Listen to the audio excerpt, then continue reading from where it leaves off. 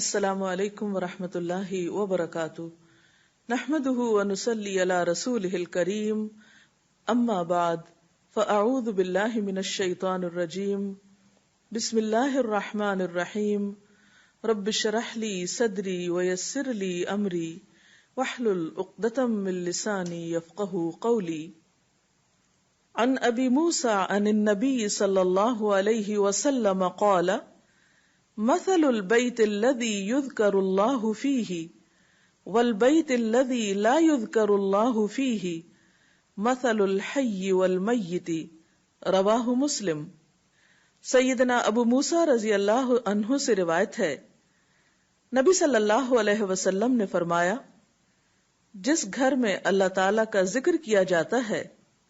اور جس گھر میں اللہ تعالی کا ذکر نہیں کیا جاتا وہ زندہ اور مردہ کی مثل ہے۔ اللہ کے بندے، اللہ سے محبت کرنے والے ہر حال میں اللہ کو یاد کرتے رہتے ہیں، خواہ وہ اپنے گھر میں ہوں یا گھر سے باہر۔ الذین یذکرون اللہ قیاما وقعودا وعلی جنوبہم، وہ جو اللہ کا ذکر کرتے ہیں کھڑے، بیٹھے اور لیٹے۔ ایسے لوگ دنیا کے کسی بھی حصے میں ہوں، کوئی بھی کام کر رہے ہوں، ان کے دلوں میں اللہ کی یاد سمائی ہوئی ہوتی ہے۔ ان کے دلوں میں اللہ کی یاد صرف مسجد کی حد تک یا کسی خاص جگہ سے ہی مخصوص نہیں ہوتی، بلکہ وہ اپنے گھروں میں بھی اللہ کو یاد کرتے ہیں۔ اس حدیث کے مطابق وہ گھر جن میں اللہ کا نام بلند ہوتا ہے، جس میں ذکر کیا جاتا ہے، وہ اس شخص کی طرح ہے جو زندہ ہو۔ اس کی مثال ایک زندہ انسان کی سی ہے۔ اس کے برعکس وہ گھر جس میں اللہ کا نام نہ لیا جاتا ہو، اللہ کا ذکر بلند نہ ہوتا ہو، اس گھر کی مثال ایک مردہ کی سی ہے۔ اور آپ سب جانتے ہیں کہ زندہ اور مردہ برابر نہیں ہوا کرتے۔ لا يستوي الاحیاء ولا الاموات، زندہ اور مردہ برابر نہیں، دونوں میں بہت بڑا فرق ہے۔ اسی طرح ان دو گھروں میں بھی بہت فرق ہے، جن میں سے ایک میں اللہ کی یاد بلند ہو، اللہ کا نام بلند ہو، اور دوسرے وہ جس میں اللہ تعالیٰ کو یاد کرنے والا کوئی نہ ہو۔ قرآن پاک میں اللہ سبحانہ وتعالیٰ کو یاد کرنے والوں کی صفت یہ بتائی گئی ہے کہ رجال لا تلہیہم تجارۃ ولا بیع عن ذکر اللہ، وہ ایسے لوگ ہیں جنہیں تجارت اور خرید و فروخت اللہ کی یاد سے غافل نہیں کرتی، یعنی عین دنیا کے اندر رہتے ہوئے بھی وہ اللہ کو یاد کرتے رہتے ہیں۔ وَإِقَامِ الصَّلَاةِ وَإِيتَاءِ الزَّكَاةِ، نماز قائم کرنے اور زکوٰۃ کی ادائیگی سے کوئی چیز انہیں منع نہیں کرتی، مانے نہیں ہوتی۔ اور وہ یہ کیوں کرتے ہیں؟ یعنی اللہ کو یاد کیوں کرتے رہتے ہیں اور اپنے فرائض کی ادائیگی میں سرگرم کیوں رہتے ہیں؟ يَخَافُونَ يَوْمًا تَتَقَلَّبُ فِيهِ الْقُلُوبُ وَالْأَبْصَارُ، وہ اس دن سے ڈرتے ہیں جس دن دل اور نگاہیں الٹ پلٹ ہو جائیں گی، یعنی قیامت کا خوف ہے ان کے دل کے اندر۔ اور اس کے ساتھ ساتھ اللہ کے فضل کے امیدوار بھی ہیں۔ لِيَجْزِيَهُمُ اللَّهُ أَحْسَنَ مَا عَمِلُوا وَيَزِيدَهُم مِّن فَضْلِهِ، تاکہ اللہ ان کو بدلہ دے ان کے اچھے اعمال کا جو انہوں نے کیے، اور اپنے فضل سے زیادہ بھی نوازے۔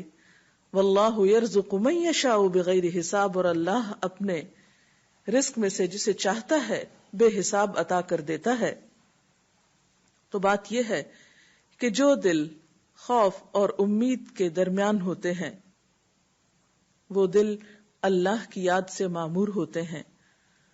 اور جن لوگوں کے دل اللہ کی یاد سے معمور ہوتے ہیں ان کے گھر بھی اللہ کی یاد سے معمور ہوتے ہیں۔ عام طور پر گھروں میں دو طرح سے ذکر ہوتا ہے، ایک انفرادی ذکر اور ایک اجتماعی ذکر۔ انفرادی ذکر میں نماز پڑھنا، قرآن کی تلاوت، اور اسی طرح چلتے پھرتے، اٹھتے بیٹھتے، گھر کے کام کاج کرتے، لیٹتے جاگتے، چلتے پھرتے اللہ کو یاد کرتے رہنا، خصوصاً وہ مسنون اذکار جو رسول اللہ صلی اللہ علیہ وسلم سے وارد ہیں۔ اور دوسری قسم اجتماعی ذکر کی ہے کہ کسی ایک گھر میں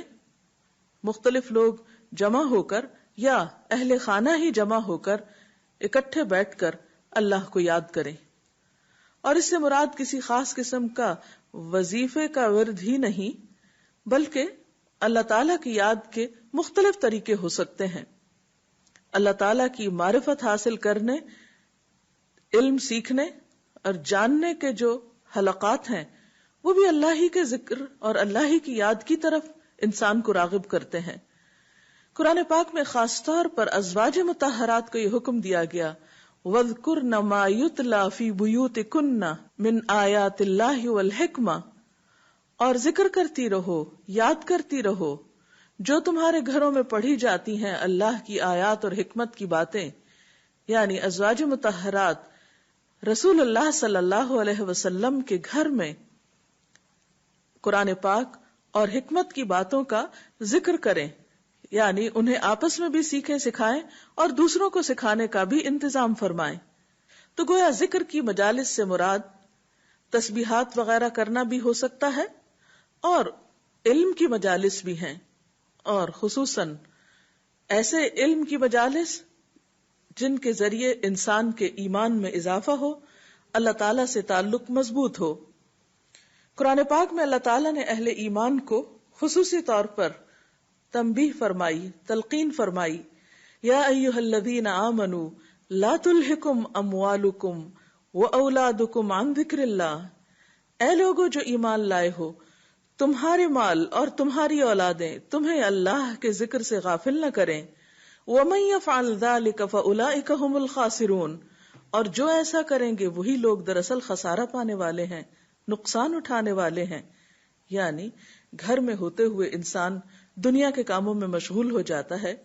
یا بال بچوں کی محبت میں بعض اوقات اللہ تعالیٰ کی یاد سے غافل ہو جاتا ہے، تو ایسے میں فرمایا کہ لا تلھکم اموالکم واولادکم عن ذکر اللہ، یہ دنیا کے مال اور یہ تمہارے بال بچے تمہیں اللہ کی یاد نہ بھلائیں۔ گویا گھر میں ہوتے ہوئے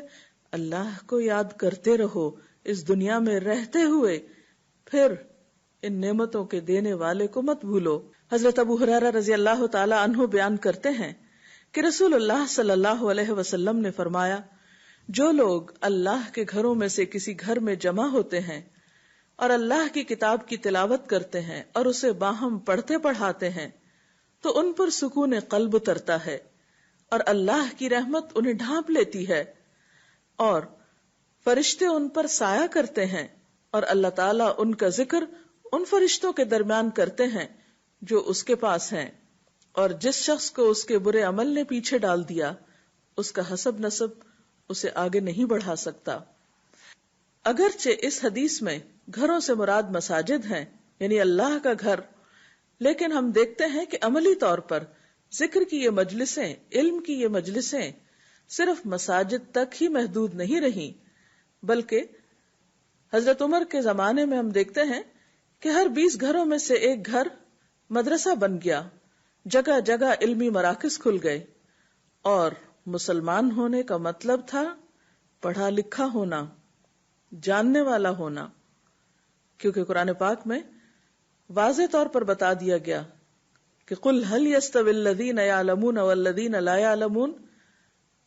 کہیے کہ کیا برابر ہو سکتے ہیں وہ لوگ جو علم رکھتے ہیں اور وہ جو علم نہیں رکھتے؟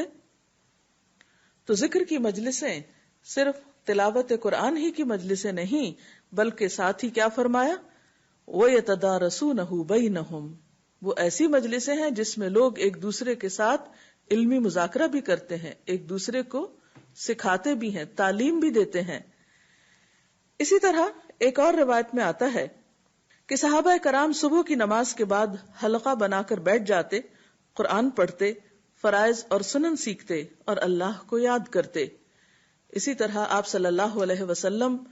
جب مختلف گھروں کے پاس سے گزرتے تو ان میں سے قرآن کی تلاوت کی آوازیں بلند ہو رہی ہوتی۔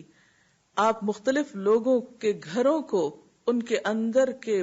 قرآن پڑھنے والوں کی آوازوں سے پہچانا کرتے تھے. پھر اسی طرح اکٹھے بیٹھ کر ذکر کرنے کی ایک اور جگہ پر بھی فضیلت آئی ہے. رسول اللہ صلی اللہ علیہ وسلم نے فرمایا، اگر میں ایسے لوگوں کے پاس بیٹھوں جو صبح کی نماز سے لے کر طلوع آفتاب تک اللہ کا ذکر کرتے ہیں تو یہ مجھے اس بات سے زیادہ عزیز ہے کہ میں اسماعیل علیہ السلام کی اولاد میں سے 4 غلام آزاد کروں. اور اگر میں ان لوگوں کے پاس بیٹھوں جو عصر کی نماز سے لے کر غروب آفتاب تک اللہ کا ذکر کرتے ہیں تو یہ مجھے اس سے زیادہ عزیز ہے کہ میں 4 غلام آزاد کروں. تو اس سے پتہ چلتا ہے کہ اکیلے اکیلے ذکر کرنے کے علاوہ مل جل کر ذکر کرنا بھی باعث تسکین ہے، باعث رحمت ہے، اور انسان کے لیے ایک بہت بڑی سپورٹ بنتا ہے. آپ صلی اللہ علیہ وسلم نے خاص طور پر گھروں کی طرف متوجہ کرتے ہوئے فرمایا، اپنے گھروں کو قبرستان مت بناؤ، کیونکہ شیطان اس گھر سے بھاگ جاتا ہے جس میں سورۃ البقرہ پڑھی جاتی ہے. ایک اور جگہ پر آپ نے فرمایا کہ جس شخص نے 10 آیات کے ساتھ قیام کیا یعنی رات کی نماز پڑھی وہ غافلوں میں نہیں لکھا جائے گا، اور جس نے 100 آیات کے ساتھ قیام کیا وہ فرما برداروں میں لکھ دیا جائے گا، اور جس نے 1000 آیات کے ساتھ قیام کیا تو وہ ان لوگوں میں لکھا جائے گا جو بہت زیادہ ثواب جمع کرتے ہیں. پھر اسی طرح ہم دیکھتے ہیں کہ رسول اللہ صلی اللہ علیہ وسلم فرض نماز مسجد میں ادا کیا کرتے تھے لیکن نوافل گھر میں ادا کیا کرتے تھے تاکہ گھروں کے اندر بھی اللہ کے ذکر، اس کی یاد اور عبادت کی وجہ سے برکت ہو. تو ہم سب کو بھی چاہیے کہ ہم اپنے اپنے گھروں میں اللہ تعالی کی عبادت کا خاص اہتمام کریں. بڑوں کے علاوہ بچوں کو، اہل خاندان کو، رشتہ داروں کو کبھی کبھار جمع کریں، مل جل کر اللہ کی باتیں کریں، اللہ کا ذکر کریں تاکہ گھروں کے اندر رحمت اور برکت ہو. اور یہ بھی یاد رکھیے کہ جب اکٹھے بیٹھ کر ذکر کیا جاتا ہے تو اللہ تعالیٰ ایسے لوگوں کا ذکر اپنے پاس کے فرشتوں کے پاس کرتے ہیں. انفرادی ذکر کے علاوہ گھروں کے اندر دینی مجالس ہونی چاہیے. سب اہل خانہ خود مل جل کر بیٹھ سکتے ہیں، دیگر قریبی رشتہ داروں کو بلا سکتے ہیں، ہمسایوں کو اکٹھا کر سکتے ہیں، کیونکہ قدرتی بات ہے کہ جب انسان ایک مجلس میں اکٹھے ہو کر مل جل کر کوئی کام کرتا ہے تو اس کی اپنی ہی ایک خاص رحمت اور برکت ہوتی ہے. تو اللہ تعالیٰ سے دعا ہے کہ وہ اپنی یاد سے ہمارے دلوں کو آباد رکھے. اس سلسلے میں اگر آپ کے ذہن میں کوئی سوال ہے تو آپ کر سکتے ہیں.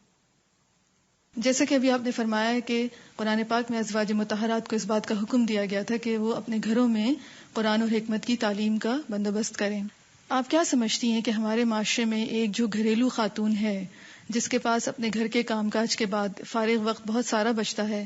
اور جیسے کہ ہم سب بخوبی جانتے ہیں کہ اس فارغ وقت کو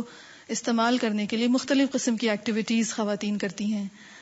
تو اس حدیث کے حوالے سے آپ کیا سمجھتی ہیں کہ اس فارغ وقت کا ایک بہترین استعمال کیسے ہو سکتا ہے؟ آپ نے ایک اہم پہلو کی طرف توجہ مبذول کرائی ہے. ہم دیکھتے ہیں کہ خواتین کا ایک بڑا وقت گھروں پر گزرتا ہے، یا گھر کی مالک جو ہے وہ خاتون ہی شمار ہوتی ہے. تو گھروں کو آباد کرنے میں اور خاص طور پر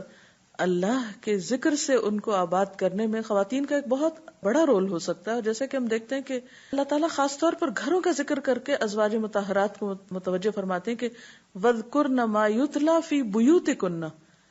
اس چیز کا ذکر کرو، یعنی اس کو عام کرو جو تمہارے گھروں میں پڑھی جاتی. اللہ کے رسول صلی اللہ علیہ وسلم کا گھر ہے اور اس میں ایک آباد گھر ہے. رات کا ایک بڑا حصہ آپ صلی اللہ علیہ وسلم عبادت میں گزارتے ہیں، قرآن پاک کی تلاوت کرتے ہیں، جبریل امین وہاں اترتے ہیں، وہی نازل ہوتی ہے اور لوگ آپ کے پاس سیکھنے کے لیے آتے ہیں. لیکن اس کے باوجود، اور جیسا کہ ہم نے ابھی دیکھا کہ آپ صلی اللہ علیہ وسلم اپنے نوافل دن کو بھی اور سنتیں وغیرہ بھی بعض اوقات گھر میں ادا کیا کرتے تھے، لیکن اس کے باوجود آپ دیکھیے کہ ازواج مطہرات کو متوجہ کیا گیا تم بھی اس چیز کا ذکر کرو. تو اس سے پتہ چلتا ہے کہ یہ ذمہ داری یعنی صرف مردوں کی نہیں یا ذکر کرنا صرف مردوں کا کام نہیں بلکہ عورتوں پر بھی ایکولی اس بات کی رسپانسبلٹی، اور خصوصاً گھروں کے اعتبار سے کہ وہ اپنے گھر کو صرف اچھے فرنیچر سے ہی ڈیکوریٹ نہیں کریں، وہ گھر کو صرف اچھے کھانوں سے ہی معمور نہیں کریں، بلکہ اس کے برعکس جہاں دنیاوی چیزوں کا وہ خیال رکھتی ہیں وہاں وہ اس بات کو بھی میک شور کریں، اس بات کی بھی یقین دہانی کرائیں کہ ان کے گھر اللہ کی یاد سے آباد ہیں، کیونکہ حدیث بہت واضح ہے کہ جس گھر میں اللہ کی یاد نہیں ہے وہ گھر ایک مردہ گھر ہے، اجڑا ہوا ویران گھر ہے. اور واقعی بعض اوقات ایسا محسوس ہوتا ہے، کچھ گھروں میں ایک وحشت سی ہوتی ہے، ایک بے سکونی کی سی کیفیت ہوتی ہے، ایک اداسی کی سی کیفیت ہوتی ہے، اور اس کی ایک بڑی وجہ اللہ کی یاد کا نہ ہونا ہے،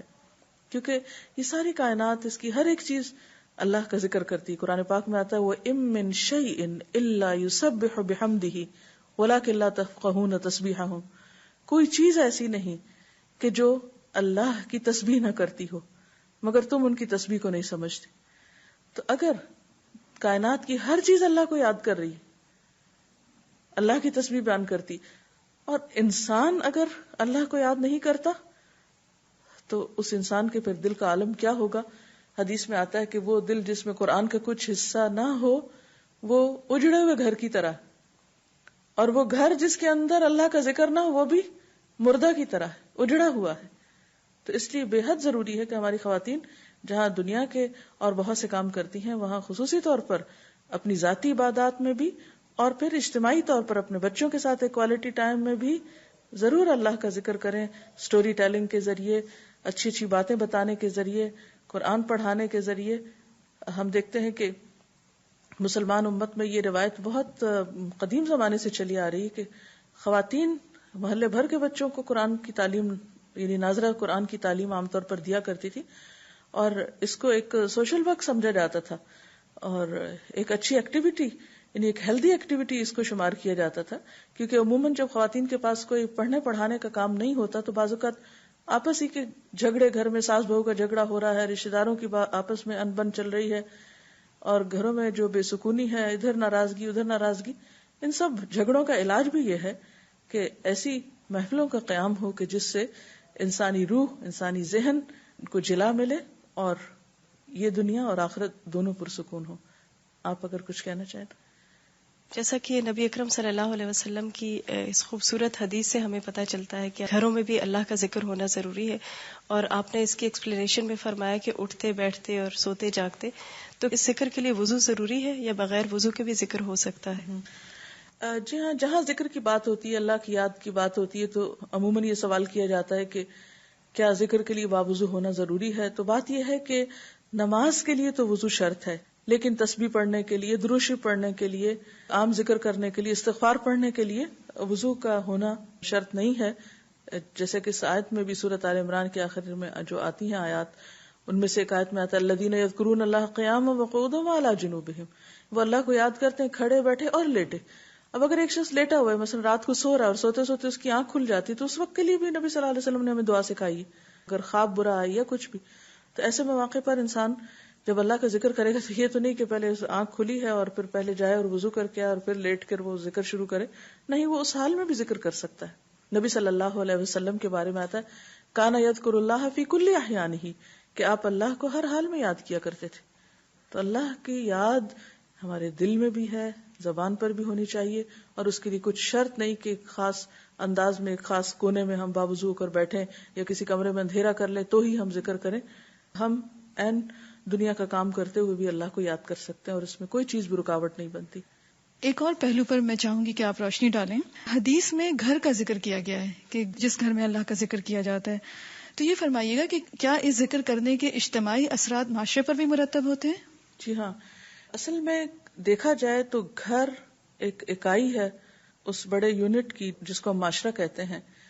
تو جب انڈیویجول لیول پر ذکر ہوگا، جب گھروں کے اندر اللہ کی یاد ہوگی، تو اس گھر کے اندر ایک خاص برکت ہوگی، اس گھر کے اندر ایک خاص طرح کی تربیت ہوگی، ایک روحانیت ہوگی. اس تربیت اور روحانیت کے ساتھ جب افراد معاشرے میں آ کر مختلف جگہوں پر اکٹھے ہوں گے تو ان کے رویے بہتر ہوں گے، باہم ان کے تعلقات اچھے ہوں گے. اس کے برعکس کہ انسان گھروں کے اندر لڑائی جھگڑا ہو اور پھر وہاں سے فرسٹریشن کا شکار ہو کر کام پر آئے اور وہاں پھر جھگڑا شروع کر دیں، تو قدرتی طور پر جو کچھ گھر کے اندر ہوتا ہے اس کا اثر معاشرے پر بھی پڑتا ہے. تو یہ چیز پورے معاشرے کی اصلاح کا ایک ذریعہ ہو سکتی ہے اگر انڈیویجول لیول پر ہر گھر ایک مدرسہ ہو. مدرسہ سے مراد یہ کہ ہر ماں کی گود ایک مدرسہ ہے، ہر ماں ایک معلمہ ہے، ایک مربیہ ہے. اور پھر یہ کہ ایسی مجلسیں گھر والوں کو باہم اکٹھا کرنے اور ان کے درمیان ایک اچھے موضوع پر کمیونیکیشن کا ذریعہ بھی ہو سکتی ہیں. تو یہ دراصل نبی صلی اللہ علیہ وسلم کی جتنی بھی احادیث ہیں جو آپ کی رہنمائی ہے ہمارے لیے، سب ہماری فلاح و بہبود کے لیے ہے، ہماری ہی خاطر ہے، کیونکہ آپ رحمت للعالمین تھے، سب کے لیے رحمت بن کر آئے. اور آپ کی رحمت یہی ہے کہ جو کچھ آپ نے ہمیں سکھایا اسی میں ہماری افرادی اور اجتماعی خیر اور بھلائی ہے. تو اللہ تعالی ہمیں اس سے مستفید ہونے کی توفیق عطا فرمائے. اس کے ساتھ ہی ہمارے آج کے پروگرام کا وقت اپنے اختتام کو پہنچتا ہے. اجازت چاہتے ہیں. السلام علیکم ورحمۃ اللہ وبرکاتہ.